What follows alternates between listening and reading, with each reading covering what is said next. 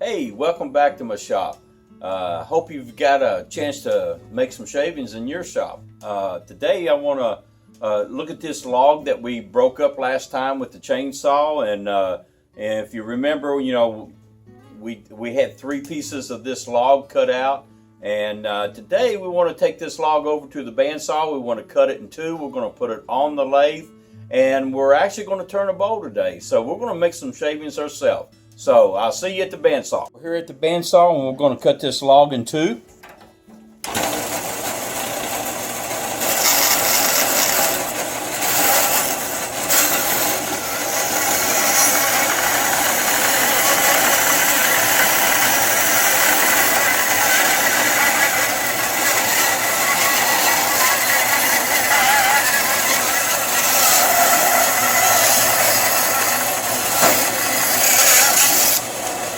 Okay.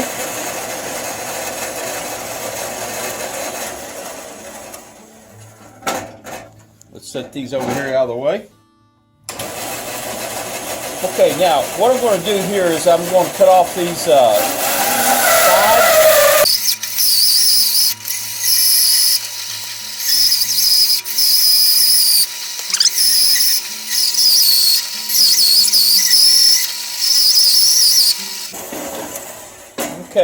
Okay. Now that we got them cut off on the bandsaw, this is the log that we're going to turn on the lathe today. And I want to go through just and introduce to you the tools that it's going to take. Number one, this is a bowl gouge. It's a 1/2-inch bowl gouge. This is one thing that we're going to use. The other tool is 3/8 fingernail bowl gouge. This is the other tool that we will use as far as the bowl gouges. Well, also, I'm going to show you how to use a scraper. Scraper makes it easy, especially for beginners, to turn a bowl, and I'll show you how to use this. We also need a parting tool, just like this. We've used that in some previous videos. So we'll need a drill. I got an 1 1/8 bit. I will actually drill a hole in this block of wood. The other thing I'm going to use is a 2-bladed spur. This will penetrate deeply into the block of wood. I'd rather use a 2-bladed spur than a 4-bladed spur. The 4-bladed spur will not bite deep enough, so this is what we're going to use. We'll cut a tenon on the back of that log, and then we're going to use a Nova chuck, a self-centering chuck. This is what we'll use today.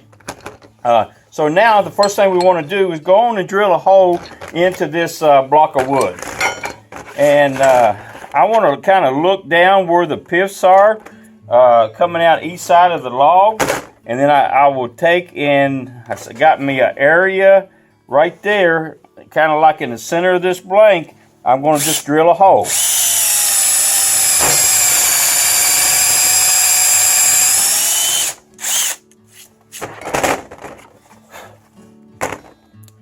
Now the next thing I'm going to do is I'm going to take my 2-bladed spur. I'm going to come right over here to the end of this lathe. I'm going to lay this block of wood up there. And we're going to bury this spur down into this block of wood.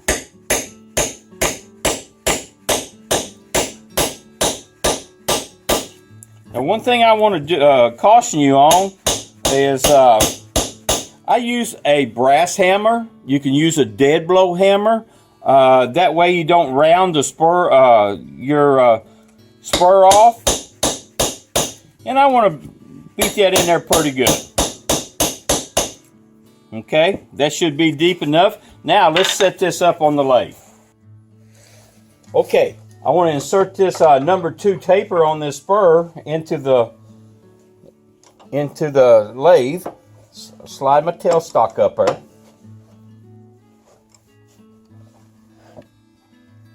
I just snug it. Now, one thing I want to do is that I've got this log in there at an angle according to my bark back here. I want to take and back this off a little bit. Maybe.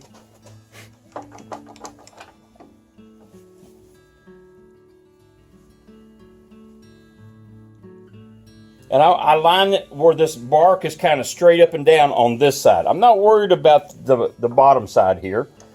Lock my lathe down, and I want to screw this in. And I just want to spin the log by hand.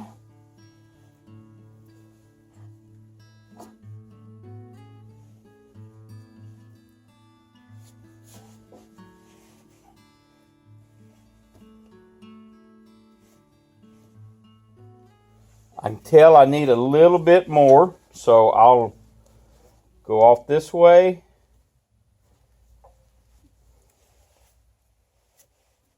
Okay, that should be centered.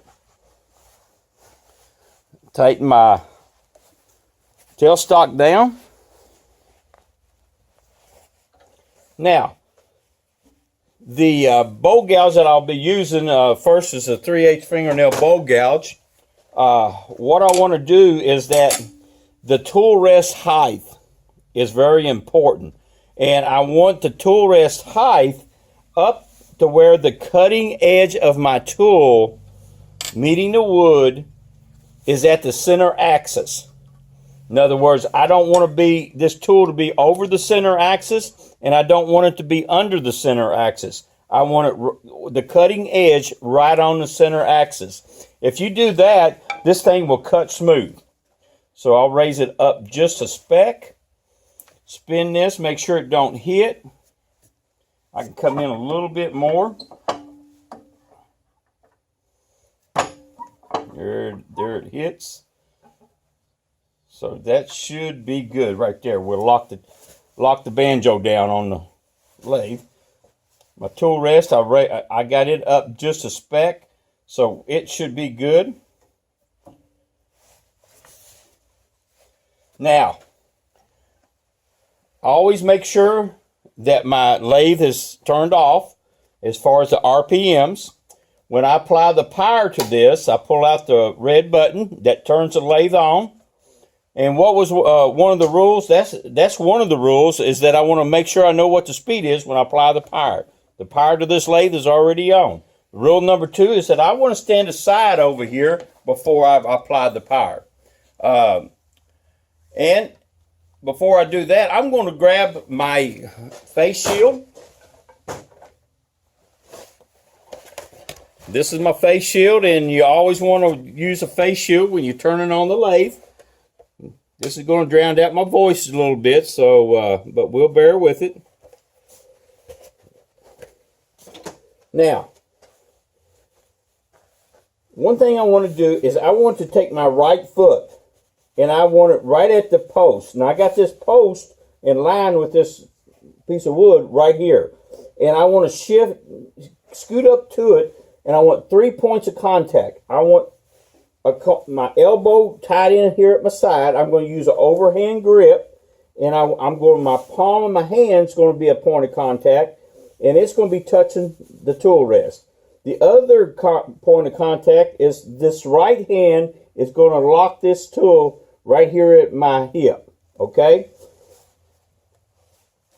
Let me move this handle back over on this other side out of my way here, so I can get in here where y'all can see. Now, the bevel, this part right here, the bevel of this tool needs to slide across this piece of wood. And I want it to slide in conjunction with this tool rest. In other words, it needs to run parallel to this tool rest. Because when I set this tool rest up, I've got it parallel to my bed down here. So when I turn this on, I can just slide right through that piece of wood. Now, let's stand aside. We'll add some power. Let's go back through before we do that. Make sure this is tight, and then I want to tighten my quill down. You're always double checking everything, okay? Stand aside.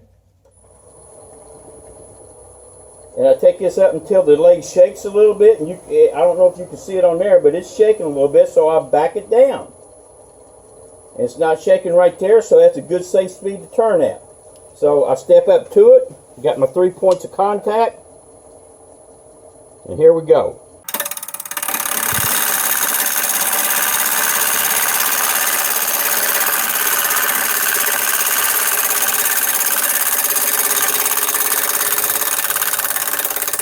Okay, I'm going to shut it off. We're going to look at it. I'm going to slide my tool rest in. Line it up with the bed down there. Spin it, make sure. And one thing I do is when I start into this cut, and I'm right here, I want you, if you could zero in right here, you can see where I made this cut, and you can see where the bevel of this tool right there is actually sliding right across that tool rest and coming out the other side. Okay, that makes a smooth cut all the way across this every time.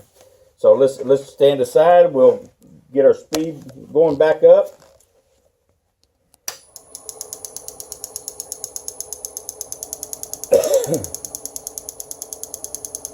We're doing about 523 RPMs right now.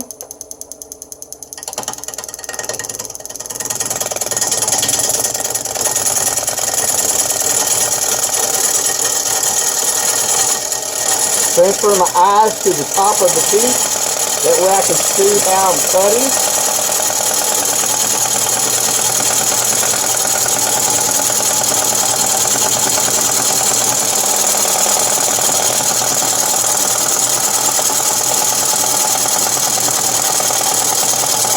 And I'm probably taking probably a quarter inch off this piece of wood. You notice my 3 points of contact. My left elbow, my palm is on the tool rest, and my right hand is locked in at my right hip. And all I'm doing, I'm not pushing in, I'm just sliding across that piece of wood.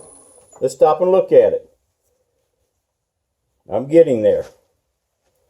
I'll take, and you can see how much wood I took off of there. That's a pretty good chunk of wood.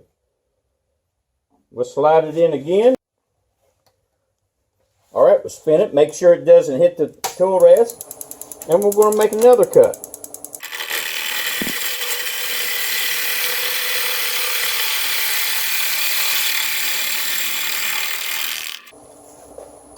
Pretty good chunk of wood coming off of there. I've got probably one more pass. We'll clean this up. Let's move my tool rest in.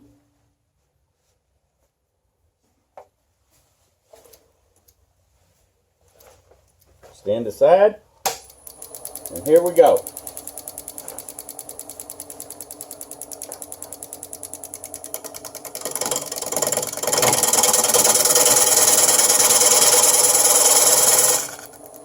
Okay, I can tell where we need to probably speed up a little bit. See how it's not, legs not vibrating? I've shot up to about 800 RPMs. We're about 950 RPMs right now.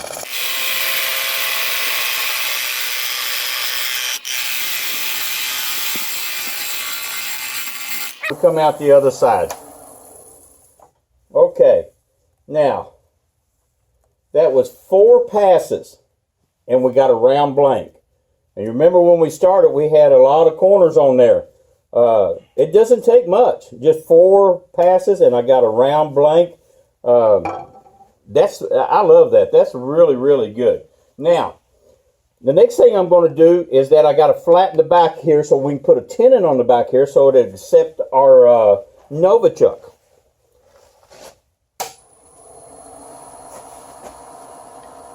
One of the easy ways to do it is just, I like to just take it in, get me a flat spot. I think that might be enough to get all the way around. Just a little bit more. Got a little bit of a rough edge over here.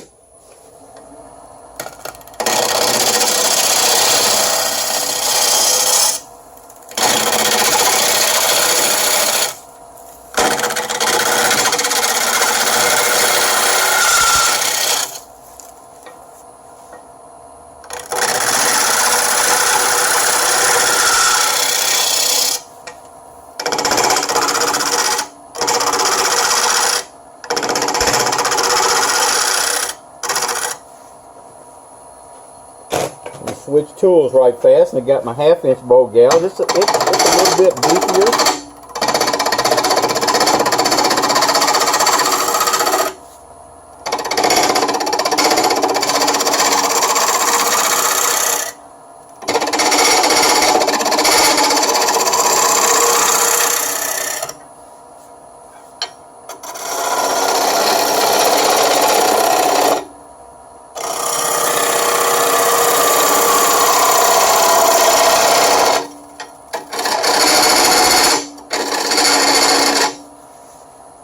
Shut it off. Anytime you're going to move your tool rest, you want to make sure you shut it off. Just going to position it around here where I get a little bit more leverage from my tool rest.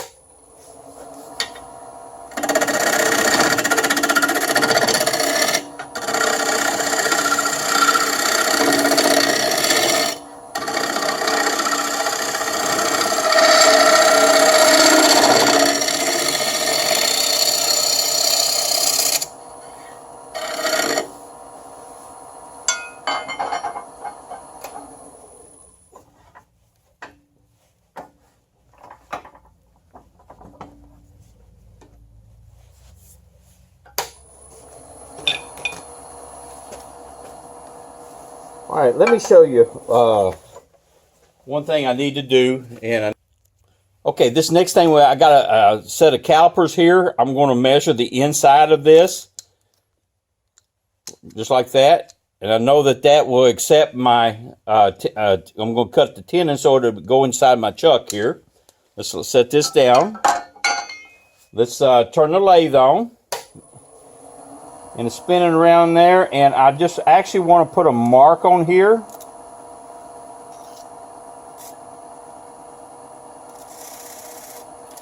So that's where my tenon is going to be, and it'll probably be a little bit bigger than that, so I'll come on out there. Okay. We're going to make another mark. Show you how to measure this. I'm going to take my calipers and I'm going to put it down in there till it touches. If you can see that right there, I've got that little sticking out. That is how deep this tenon will go into this chuck. Now, one thing I want to do is, and it's very, very important, that you don't have that tenon to go down where it was set on these jaws down in here. So I would take about an 1/8 inch off of that. That's very, very important. You do not want your tenon to rest inside the jaws down in here. You only want the pressure from the outside of the jaws when you squeeze this in. You'll see what I'm talking about here in a minute. So let's take this measurement and let's go over here, and I'm going to put a mark on my block of wood. It's going to be about right there is where that tenon is. And now I'm going to cut it. Draw a line across there.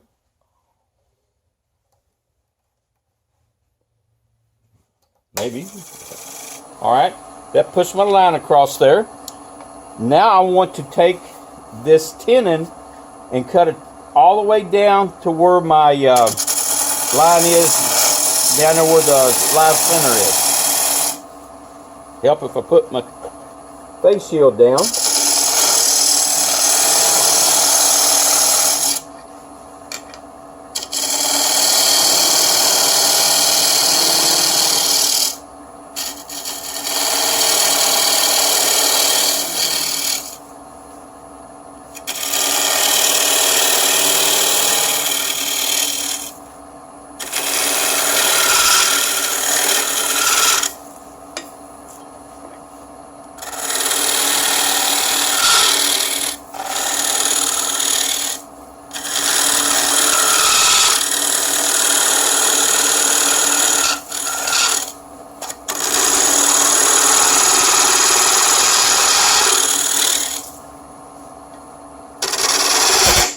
Okay, let's stop.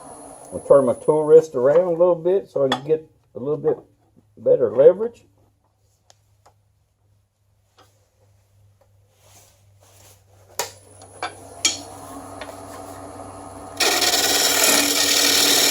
Yeah, that sounds better, doesn't it?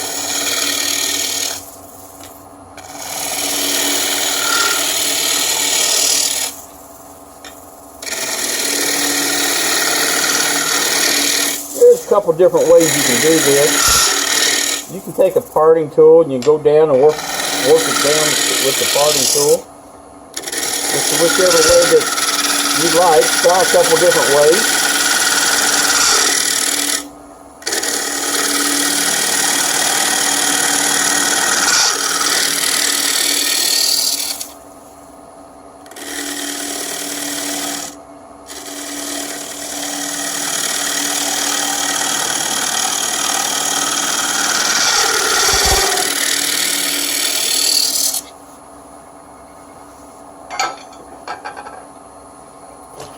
I'll pick up my parting tool, and I actually want to kind of clean up that corner right in there where the tenon meets. And I don't think we can see this, but that tenon is actually a slight dovetail. You know, I want to go down because I want them jaws to grab on that. I don't want any way that thing can slip off of there. I'm just going to give it a little bit more.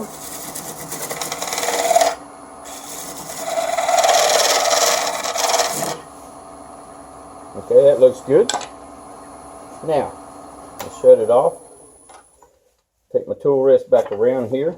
Now, one thing I want to do, and one thing I never do, I want to round this corner off. Right, while I've got the bow turned around this way, just to get rid of some waste.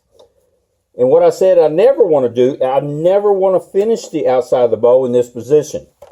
And the reason why is because, for whatever reason, if I flip this thing around and it didn't line up perfectly, and you go on and turn the inside of this bow with that in that position, you know, the wall thickness may be different on one side or the other because this thing didn't get seated up right.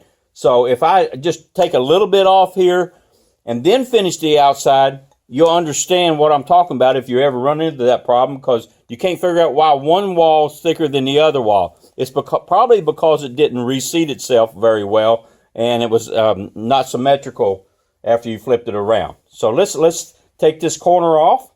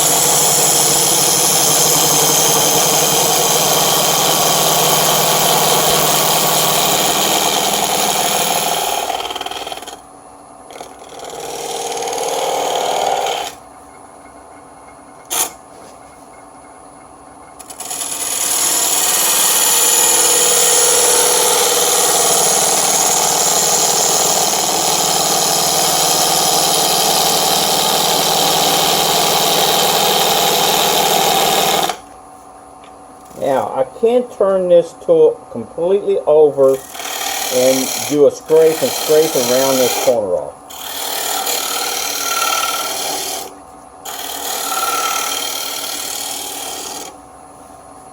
All right, now I got this corner knocked off here.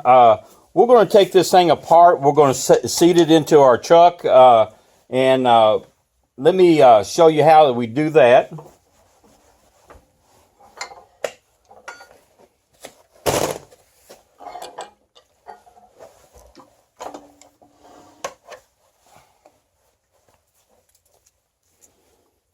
You can see that tenon right there, how we got it, and you can actually see the dovetail on there. Hopefully you can pick that up on there. That's very important to have that dovetail on there. Okay, let me set this over here. I want to take my knockout bar. All lathes come with a knockout bar, and this will slide into the headstock, and we'll knock that spur out in our hands like that. Put it away. I never, ever just go on and put my bow blank into the chuck. I always wanted to screw my chuck onto the lathe. Hand tight. I'm going to slide this tailstock up here. Just like that. And I'm actually going to just put a little bit of pressure on it, okay? And that helps me lock this bow blank back into the chuck. I want to tighten this thing, and then I spin to the other side, and I tighten it again.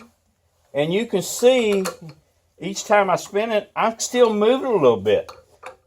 I don't like to just tighten one side and let that be it, because you see that I have actually turned this a couple times every time I spin it around to the opposite side. Okay, we got this thing flipped around, and now we're going to finish the outside. This is what I was talking about earlier, that you don't want to finish the outside in the other reverse position. You want to get it around this way. This way, everything will be symmetrical from the outside to the inside once we cut the inside out. So now let's finish the outside of this bow.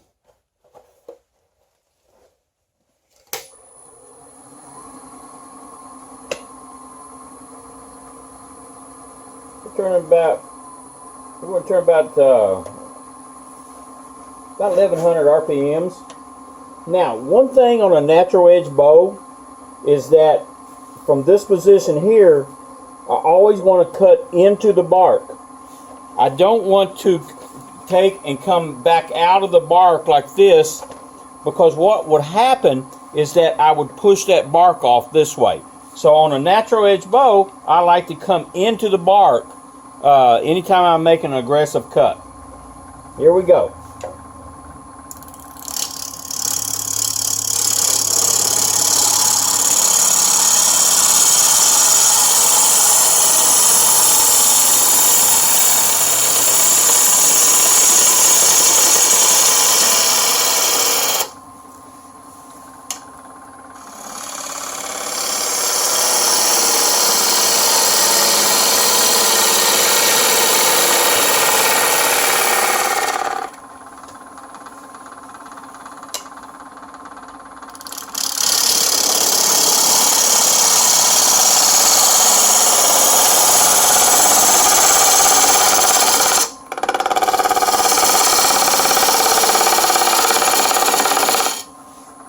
Let's put this off. I'm going to readjust my tool rest so I can get around this corner here.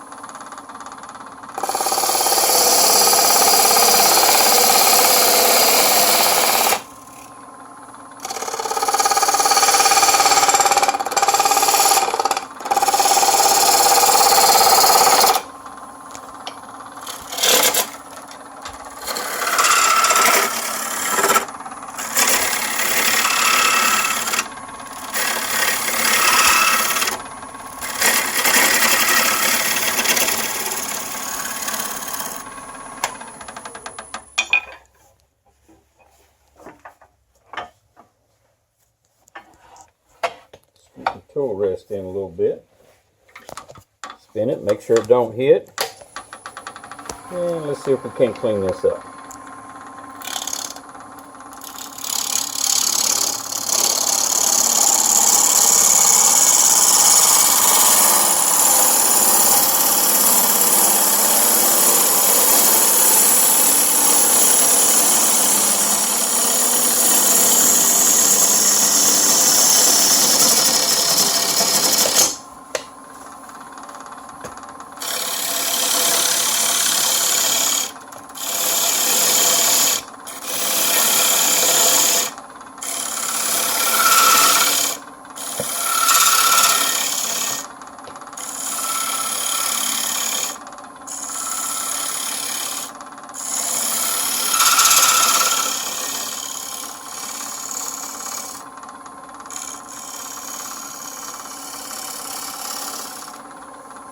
Okay, I did a little shear scrape there. What I want to do now is that I want to take my parting tool and I want to make me a distinct bottom down in here. Here, hold on. Alright, right now I want to make a distinct bottom down in here. So I'll take my parting tool.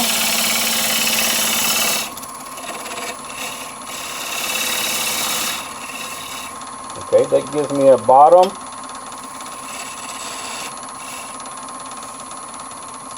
And then I want to take my bowl gouge, and the curvature of this bowl gouge right here is what I'm going to make that foot. I like to make a lot of bowls where that foot kind of lifts it up off the table. I just kind of like that style. You can have a round bottom. It's all good. It just depends on what you like. But I like for that bowl to kind of lift up off the table, and I'll show you how to make that foot.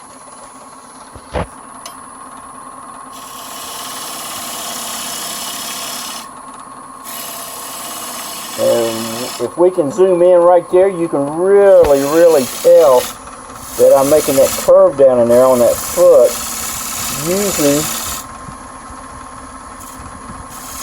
the curvature in that tool. And then I come on and scrape it all the way out, get all my imperfections out. Then I come back and I put this tool at a 45-degree angle, and I kind of shear scrape that out. And look at the real fine shavings coming off of there. Okay. That looks pretty good. Okay. Now that we got the outside of the bowl turned, and that didn't take long. A few passes. First thing I want to do, I want to sand this bowl, and I'm not going to go through all the process of sanding it through all the steps because being a demo as far as a video. But I want to show you how. And the way I sand is with a power sand. I take a little drill, and it's got a little pad on the end of this. It's Velcro. It sticks on there, and I use these Velcro pads to sand. So I'll show you how I'll sand. Let me move this back out of the way. One thing you will always want to do is get that tool rest out of your way. Don't leave it on there. So let's start this back up. I want to slow the speed down a little bit. I don't have to be sanding at that high speed.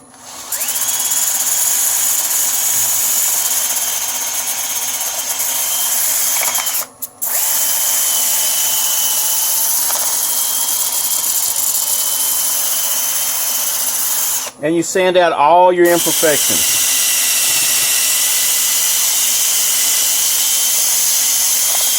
And usually I start sanding with about 150 sandpaper. Sometimes 220, just depends. This is a piece of ash, so it's a little bit more grainier. So I go with 150. Okay, and that looks pretty good. Now, this next step, I want to explain to you how I keep these things from cracking, and it starts right here. The first thing I want to do is I take lacquer sanding sealer and I mix it 50-50 with acetone. So lacquer sanding sealer 50% and 50% acetone. I shake this up and I'll set it down there, and what I want to do is that I just get one of these little throwaway brushes, and I kind of use it over and over because this is not the finish. This is just, I'm using this for a sealer. And I just coat this with lacquer sanding sealer and acetone. Just coat the bark up here. And this is going to do a couple of things for me. Number one, this acetone automatically starts evaporating as soon as it meets the air. So that's going to start pulling moisture out of this bowl. Now, the other thing that I do is that I've got to keep this bark on this bowl. This bowl here had been cut about tree had been cut about 3 months. So it's in good shape. The bark's holding real tight on there. And I want to go on and coat this bark. also. And I just kind of make sure, go around, spin it around, get all of the runs going off of it. And then I just turn the lathe on and I let it dry.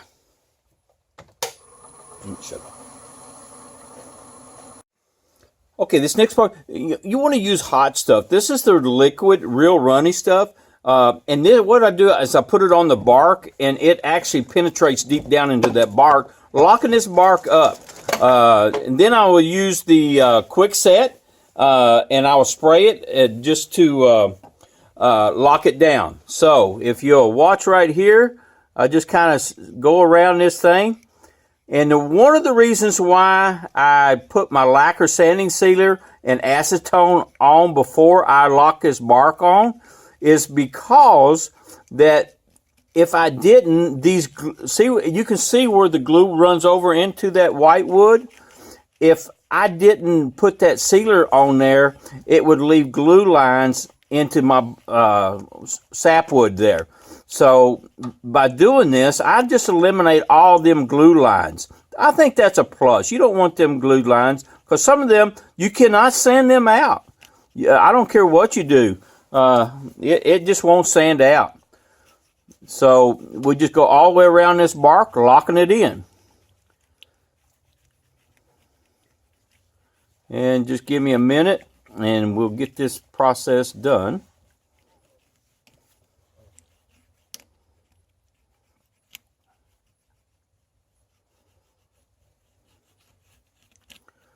Also, if you ever got any imperfections in the wood, like if you're going to patch a hole or something, if you use this method and put that lacquer sanding sealer and acetone on there first, you won't have glue lines around that.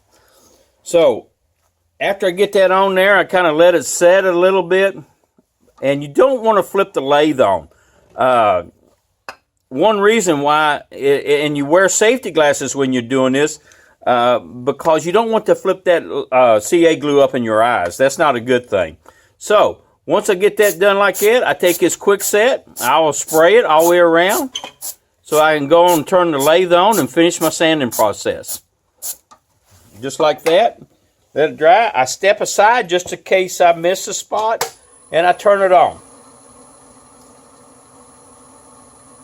Then I come back with my sander, and now I start sanding this.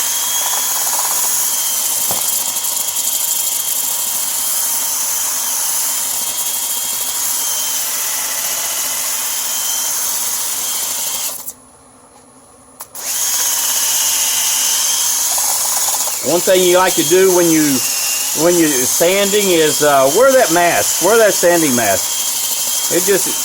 You don't need to be breathing that dust up into your lungs. Okay. If you got any spots that really need some attention, you can stop that lathe, kind of work on it. There's a little tool mark right there I see. I can get it out, just very little work right there.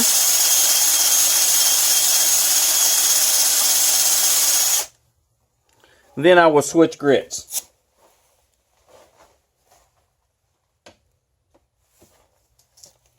I jump up to my 220, flip the lathe on.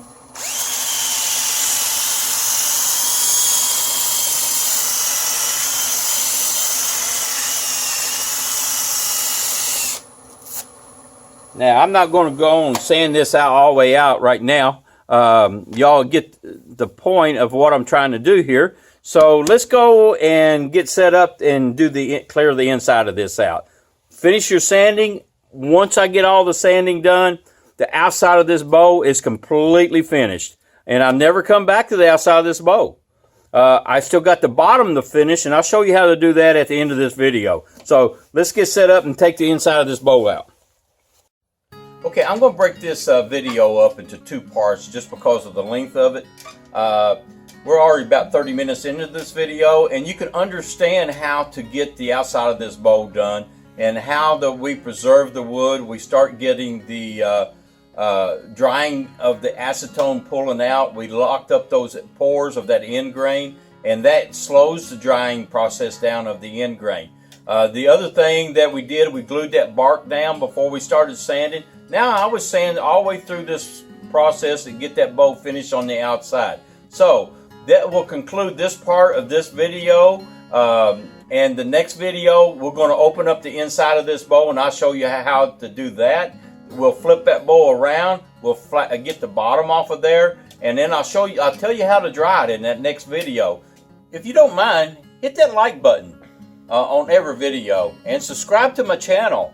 That little bell up there on the side, if you'll click on it, I'll let you know when the next video is coming out. We're doing one every Thursday. So thank you, and I'll see you next time.